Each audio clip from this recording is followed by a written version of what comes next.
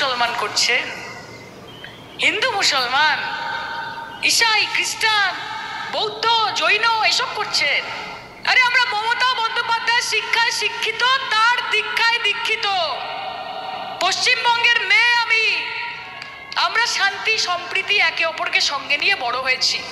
আমরা একটাই কথা জানি যে তু হিন্দু বনেগা না মুসলমান বনেগা, ইনসান কি औलाद है ইনসান বনেগা। আগে মানুষ হবে, তারপর হিন্দু মুসলমান করবে। পাল তুলে দে ও মাঝি হেলা করিস না, ছেড়ে দে নৌকায় আমি যাব মদিনা, ছেড়ে দে নৌকায় আমি যাব মদিনা। মদিনায় নবী এলো মা মিনার ঘরে, কাঁদিলে হাজার মানি হাসিলে মুক্তা ঝরে। ও দয়াল সে যার শাখা তার কেসের ভাবনা, মোর সে যার শাখা তার কেসের ভাবনা, আমার হৃদয় মাঝে কাবা নয়নের মদিনা। যদি খালি থাকে না মা, ভগবানের নাম ডেকেও তখন মনে শান্তি আসবে না।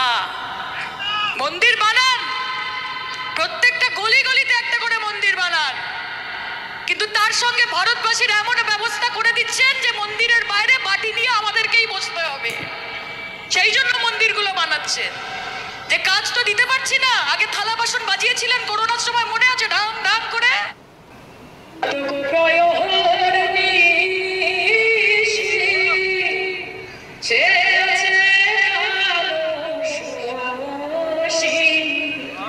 আমি হব বলে চরণ দাসী, হব বলে চরণ কপাল ধুনে মনের মানুষের সঙ্গে, ওই আমার মনের মানুষের সঙ্গে খেলা হবে।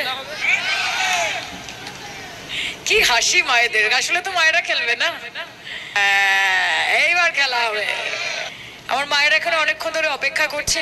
দাদারা ভাবে যে যেখানেই যায় শুধু মা বোন করে, আমাদের কি কোনো ভ্যালিউ নেই? দেখুন, ইংরেজিতে একটা কথা আছে, বলে যে behind every successful man there is a woman. মানে যে কোনো সফল পুরুষ মানুষের পেছনে নাকি মহিলাদের অবদান আছে।